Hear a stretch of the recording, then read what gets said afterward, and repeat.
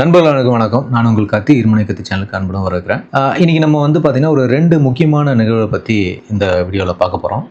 ஒன்று என்ன அப்படின்னா, இந்தியா பாகிஸ்தானுக்கு ஒரு மிகப்பெரிய எச்சரிக்கையை கொடுத்துருக்கு. ஸோ அதை பற்றின விவரம்.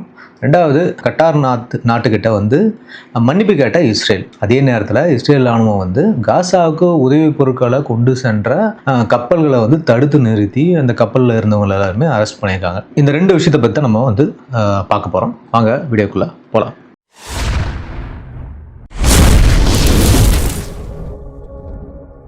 ஸோ முதல்ல நம்மளுடைய டிஃபென்ஸ் மினிஸ்டர் ராஜ்நாத் சிங் ஒரு ஸ்ட்ராங்கான வார்னிங் கொடுத்துருக்காரு பாகிஸ்தானுக்கு. அவர் என்ன சொல்லியிருக்காரு அப்படின்னா, பாகிஸ்தான் சார் கிரீக் பகுதியில் தன்னோட மிலிட்ரி இன்ஃப்ராஸ்ட்ரக்சரை அதிகப்படுத்திட்டே இருக்கு அப்படின்னு சொல்கிறாரு. பாகிஸ்தான் ஏதாவது மிஸ் அட்வென்ச்சர் பண்ண முயற்சி செஞ்சிச்சு அப்படின்னா நாங்கள் ஒரு ஸ்ட்ராங்கான மெசேஜை அனுப்புவோம் அப்படின்னு சொல்கிறாங்க. ஸ்ட்ராங்கான மெசேஜ்னால் ஒன்றும் இல்லை, மிகப்பெரிய தாக்குதலையோ அல்லது ஒரு ஸ்ட்ராட்டஜிக்கல் மூவையோ இந்தியா எடுக்கும் அப்படின்றது தான் இதோட மெசேஜ். மேலும் அவர் என்ன சொல்கிறாருன்னா, கராச்சிக்கு போகிற வழி சார் கிரீக் மூலமாக தான் போகுதுன்றதையும் பாகிஸ்தான் மறந்துடக்கூடாது அப்படின்னு அவர் சொல்கிறார். இது பாகிஸ்தானுக்கு எந்த விதமான அதாவது நெஃபோரியஸ் டிசைன், அதாவது சொல்கிறது எப்படி சொன்னால் சதி வேலைகள் அதாவது ஈடுபடுறது அப்படின்ற ஒரு விஷயத்துக்கு நாங்கள் மிகப்பெரிய பதிலடி கொடுப்போம் அப்படின்னு சொல்லிட்டு ஒரு வார்னும் பண்ணியிருக்காரு. சரி, இந்த சார்கிரிக் பகுதியினுடைய முக்கியத்துவம் என்ன அப்படின்றத பார்க்கலாம். இந்த சார்கிரிக் பற்றி கேட்டிங்கன்னா, இது இந்தியாவுக்கும் பாகிஸ்தானுக்கும் இடையிலான ரொம்ப ஒரு ஸ்ட்ராட்டஜிக்கான மற்றும் டிஸ்பியூட்டட் ஏரியாவை தான் சொல்கிறாங்க. சார்கிரிக் எங்கே இருக்குது அப்படின்னா, அதோட ஜியாலஜிக்கல் லொக்கேஷன் 96 கிலோமீட்டர் நீளமுள்ள ஒரு டைடல் எஸ்டுவேரியா அப்படின்னு சொல்கிறாங்க. அதாவது கடல் அலைகள் உள்ளே போகும் ஒரு ஆற்று முகத்துவாரம் அப்படின்னு சொல்லப்படுது. இது ரான் ஆஃப் கட்ச் சதுப்பு நிலப்பகுதியில் இருக்குது. இது அரேபிய கடலில் போயிட்டு சேருது அப்படின்னு சொல்கிறாங்க. இந்த சார்கிரிக் தான் இரு நாடுகளும் இடையிலான எல்லையை பிரிக்கிற மாதிரி இருக்குது. இது எந்தெந்த மாநிலங்களை பிரிக்குது அப்படின்னு பார்த்தோன்னா, இந்தியாவில் குஜராத் மாநிலத்தில் கட்ச் பகுதியை பிரிக்குது, பாகிஸ்தானில் இது சிந்து மாகாணத்தை பிரிக்குது அப்படின்னு சொல்லப்படுது. இந்த சார்கிரிக் ஒரு சவால் நிறைந்த நிலப்பரப்பாக பார்க்கப்படுது. இங்கே பார்டர் காவலுக்கு இந்தியாவோட இராணுவமும் அப்புறம் நம்மளுடைய பிஎஸ்எஃப் அதாவது பார்டர் செக்யூரிட்டி ஃபோர்ஸ் இருக்கு இல்லையா, இவங்க 2 பேருமே அங்கே இருக்காங்க.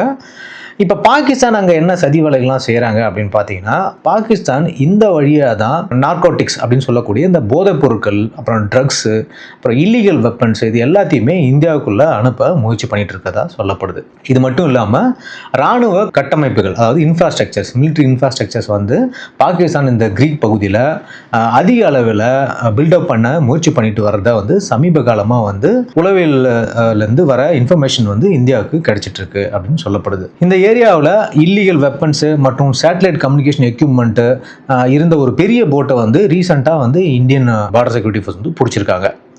ஸோ இதை தான் அவர் மிகப்பெரிய ஒரு எச்சரிக்கையாக கொடுத்துருக்காரு. அவர் என்ன சொல்கிறார் அப்படின்னா, இந்தியா ரெடியாக தான் இருக்குது அப்படின்னு சொல்கிறார்.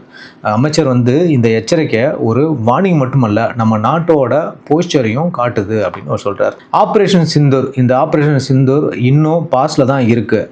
எல்லா ஃப்ரண்ட் லைன்லையும் ஃபார்வர்ட் பேஸையும் ஹையஸ்ட் லெவல் ஆஃப் விஜிலன்ஸ் தான் நாங்கள் வச்சுட்ருக்கோம் அப்படின்றது அவர் சொல்கிறார். பாகிஸ்தான் ஏதாவது ஒரு மிஸ்அட்வென்ச்சர் இந்த லொக்கேஷனில் பண்ண முயற்சி பண்ணிச்சுன்னா இந்தியாவோடைய ரிப்ளை மிகவும் பயங்கரமாக இருக்கும். அதாவது தக்க பதிலடி இந்தியா கொடுக்கும் அப்படின்னு சொல்கிறாரு.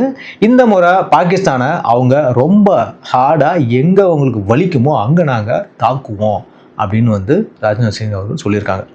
ஸோ இதுதான் ராஜ்நாத் சிங் அவர்கள் பாகிஸ்தானுக்கு கொடுத்துருக்கக்கூடிய ஒரு மிகப்பெரிய எச்சரிக்கை. இந்த சார்கிரிக் பகுதியில் பாகிஸ்தான் ஆர்மி பில்டப் ரீசெண்டாக அதிகமாக பண்ணிகிட்டு இருக்காங்க அப்படின்றத நோட் பண்ணி இந்தியன் கவர்மெண்ட் ஒரு பெரிய எச்சரிக்கையை பாகிஸ்தானுக்கு கொடுத்துருக்கு. அதுக்கடுத்து பார்த்தோன்னா இஸ்ரேலோட விஷயத்துக்கு நம்ம பார்ப்போம். இஸ்ரேல் பார்த்தீங்கன்னா போன மாதம் கத்தாரில் கத்தாரோட தலைநகரமான தோஹாவில் ஒரு ஏர் ஸ்ட்ரைக்கை நடத்துச்சு. அந்த தாக்குதலில் ஹமாஸ் குழுவின் தலைவர்கள் தப்பினாலும் சில உறுப்பினர்கள் மற்றும் கத்தாரோடைய பாதுகாப்பு படையை சேர்ந்த ஒரு வீரர் உயிர்ந்தார். இது உலக அளவில் ஒரு பெரிய அதிர்ச்சியை ஏற்படுத்துச்சு. இந்த சம்பவத்துக்கு பிறகு அமெரிக்க அதிபர் டொனால்ட் ட்ரம்ப் ஒரு அதிரடியான முடிவை எடுத்தார். கத்தாருக்கு அமெரிக்காவினுடைய ஒரு புதிய பாதுகாப்பு உத்தரவாதம் அமெரிக்க அதிபர் டொனால்ட் ட்ரம்ப் ஒரு எக்ஸிக்யூட்டிவ் ஆர்டரை பிறப்பிச்சிருக்காருன்னு சொல்லப்படுது. அதோட முக்கியமான விஷயம் என்ன அப்படின்னு பார்க்கும்போது செக்யூரிட்டி கேரண்டி. இனிமேல் கத்தார் மீது வெளியிலிருந்து தாக்குதல் நடந்தால் அதோட பாதுகாப்புக்கு அமெரிக்கா உத்தரவாதம் கொடுக்கும் அப்படின்னு சொல்லப்படுது. இது என்ன அப்படின்னு பார்த்தீங்கன்னா பதிலடி நடவடிக்கை, அதாவது ரிட்டாலியேட்டரி மிலிட்ரி ஆக்ஷன் அப்படின்னு சொல்கிறாங்க.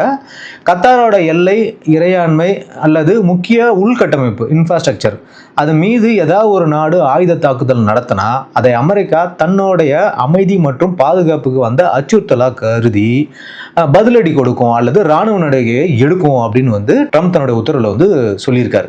அமெரிக்காவும் கத்தாரும் நெருக்கமான ஒத்துழைப்பு, பொதுவான நலன்கள் மற்றும் இராணுவ உறவால் பிணைக்கப்பட்டிருக்கு என்று அவர் குறிப்பிட்டிருக்காரு. மேலும் கத்தார் அமைதி மற்றும் சிரதத்தன்மையான ஒரு உறுதியான கூட்டாளி நாடு அப்படின்னு சொல்லிட்டு கத்தாரை பற்றி பெருமையாக பேசியிருக்காரு. ஸோ இது எதனால் வந்துச்சு அப்படின்னா ஒரு சமாதான முயற்சி வேணும் அப்படின்றதுக்காக மட்டும்தான். அதாவது இஸ்ரேல் கத்தார் மேலே ஒரு தாக்குதலுக்கு பிறகு அமெரிக்கா கத்தாருடனான தூதரக உறவில் வந்து ஏற்பட்ட விரிசலை சரி செய்ய முயற்சிது. இஸ்ரேல் பிரதமர் பெஞ்சமின் நெத்தன்யாகு வந்து கத்தார் பிரதமர் மந்திரியை வந்து ஷேக் முகமது பின் அப்துல் ரஹ்மானை கால் பண்ணி என்ன சொல்லியிருக்காரு அப்படின்னா, கத்தாருடைய பொதுமக்கள் உயிரிழந்ததுக்கு நாங்கள் பகிரங்கமாக மன்னிப்பு கேட்டுக்கிறோம் அப்படின்னு சொல்லிட்டு இஸ்ரேல் வந்து மன்னிப்பு கேட்குறத ஒரு ஆடியோவும் வந்து ரிலீஸ் பண்ணாங்க. அதாவது ஒரு வீடியோ ஆடியோ ரிலீஸ் ஆச்சு. தாக்குதலுக்கு ஒரு வாரம் கழிச்சு அமெரிக்க வெளியுறவுத்துறை அமைச்சர் வந்து மார்க்கோ ரூபியோ கத்தாருக்கு போனார். அவர் அங்கே யூஎஸ் கத்தார் செக்யூரிட்டி பார்ட்னர்ஷிப் பற்றின ஒரு விஷயத்தையும் வந்து உறுதிப்படுத்தினார். கத்தார் பல ஆண்டுகளாக அமெரிக்கானோட ஒரு முக்கியமான இராணுவ கூட்டாளியாக இருந்து வருது.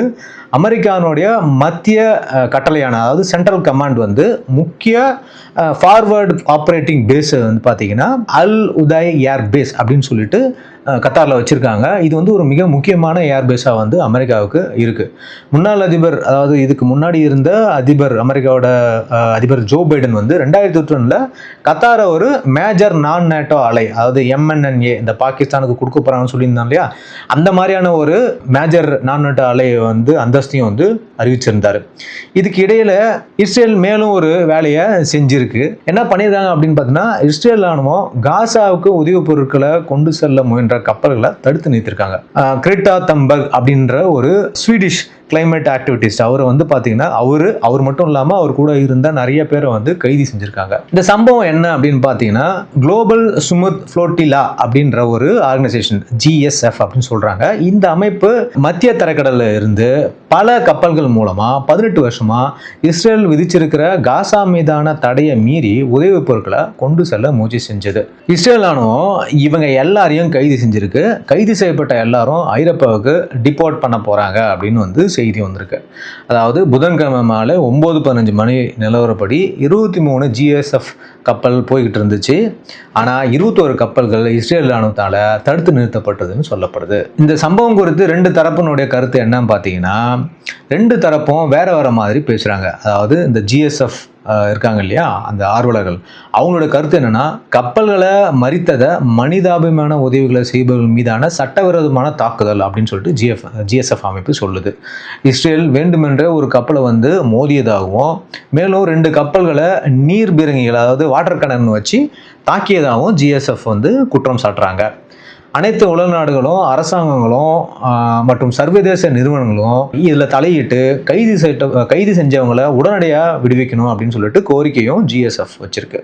ஸோ இஸ்ரேல் சைட்லேருந்து என்ன கருத்து சொல்கிறாங்கன்னா, இஸ்ரேலுடைய வெளியுறவுத்துறை அமைச்சர் வந்துட்டு என்ன சொல்கிறாருன்னா, பல கப்பல்கள் பாதுகாப்பாக நிறுத்தப்பட்டிருக்குன்னு சொல்லுவாங்க. இவங்க அரெஸ்ட் பண்ணிட்டாங்க, ஆனால் எல்லாத்தையுமே நாங்கள் வந்து பாதுகாப்பாக தான் வச்சுருக்கோம் அப்படின்னு சொல்லப்படுது. அந்த பயணிகள் எல்லாருமே இஸ்ரேலுக்கு கொண்டு சென்று அங்கு ஐரோப்பாவுக்கு நாங்கள் எங்களுடைய ஃபார்மாலிட்டிஸ்லாம் முடித்து அமுச்சு வச்சுருவோம் அப்படின்னு ரொம்ப தெளிவாக சொல்கிறாங்க. மேலும் அவங்க என்ன சொல்கிறாங்கன்னா, இந்த ஆர்வலர்கள்லாம் வந்து உதவி செய்கிறத காட்டிலும் ஆத்திரமூட்டும் விதமாக தான் வந்து நடந்துக்கிறாங்க அந்த லொக்கேஷனில் அப்படின்னு சொல்லிட்டு இஸ்ரேல் அவங்க மேலேயும் விமர்சனத்தை வைக்குது. சரி, இதில் சர்வதேச எதிர்ப்புகள் என்ன மாதிரி வந்திருக்கு அப்படின்னு பார்த்தோன்னா, இந்த சம்பவத்துக்கு பிறகு இஸ்ரேலுக்கு உலக அளவில் பல எதிர்ப்பு வந்து கிளம்பியிருக்கு. காலங்காலமாக இஸ்ரேலுக்கு வந்துட்டு இந்த காசா வார் ஆரம்பிச்சிலேருந்து உலக நாடுகள் எதிர்ப்பு மட்டும் தான் தெரிவிச்சனே தவிர எந்த ஒரு ஆக்ஷனும் கிடையாது. அதே மாதிரி இதுவும் ஒரு எதிர்ப்பு தான் வந்து தெரிவிச்சிருக்காங்க. இத்தாலியில் மற்றும் டர்க்கியில் வந்து பார்த்தீங்கன்னாக்கா மிகப்பெரிய ஒரு போராட்டம் வந்து இஸ்ரேலுக்கு எதிராக வந்து பண்ணிட்டு இருக்காங்க. அது போக வெளிநாட்டு தலைவர்கள், பல நாடுகளுடைய தலைவர்கள் வந்து இஸ்ரேலுடைய நடவடிக்கைகளுக்கு கண்டனம் தெரிவிச்சிருக்காங்க. இந்த GSFோட ஆக்டிவிட்டி என்ன அப்படின்னு பார்த்தீங்கன்னா, காசாவில் பட்டினியால் இறந்து போகிற மக்களுக்கு உணவுப் பொருட்களை வழங்குறதுக்காக தான் அவங்க வந்து கப்பல்களை எடுத்துகிட்டு போகிறதா சொல்லப்படுது. ஸோ ரொம்ப வருஷமாக, அதாவது கிட்டத்தட்ட ஒரு கடந்த ஒரு வருஷமாகவே வந்து ரொம்பவும் அந்த மக்கள் வந்து சாப்பாட்டு கூட வழி இல்லாமல் ஸ்டார்வேஷனில் இருக்காங்க இருக்காங்க, அதாவது பட்டினியால் இறந்துக்கிட்டு இருக்காங்க அப்படின்ற ஒரு செய்தி வந்து நாளுக்கு நாள் நமக்கு வந்துகிட்டே தான் இருக்குது. ஸோ அதனால் இந்த கப்பல்கள், அதாவது உதவி பொருட்களை எடுத்து சென்ற கப்பல்களை வந்து வழிமறித்து அரெஸ்ட் பண்ணி எல்லாத்தையும் முடக்கினது வந்து ஒரு தவறாக தான் வந்து உலக நாடுகள் பார்க்குறாங்க. ஓகே நண்பர்களே, இன்றைக்கி நடந்த ஒரு 2 சுவாரஸ்யமான விஷயத்தை பற்றின ஒரு டீட்டெயில் வந்து நான் நம்ம வீடியோவில் சொல்லியிருக்கேன். கண்டிப்பாக வீடியோ பிடிச்சிருக்கும்னு நினைக்கிறேன். நம்ம சேனலுக்கு சப்ஸ்கிரைப் பண்ணுங்கள், நம்ம வீடியோவை லைக் பண்ணுங்கள், உங்கள் ஃப்ரெண்ட்ஸுக்கெலாம் ஷேர் பண்ணுங்கள். உங்களுடைய கருத்தையும் வந்து இதில் கமெண்ட்டில் தெரிவிங்க. மீண்டும் அடுத்த வீடியோவில் உங்களை நான் சந்திக்கிறேன். பாய். தேங்க்யூ.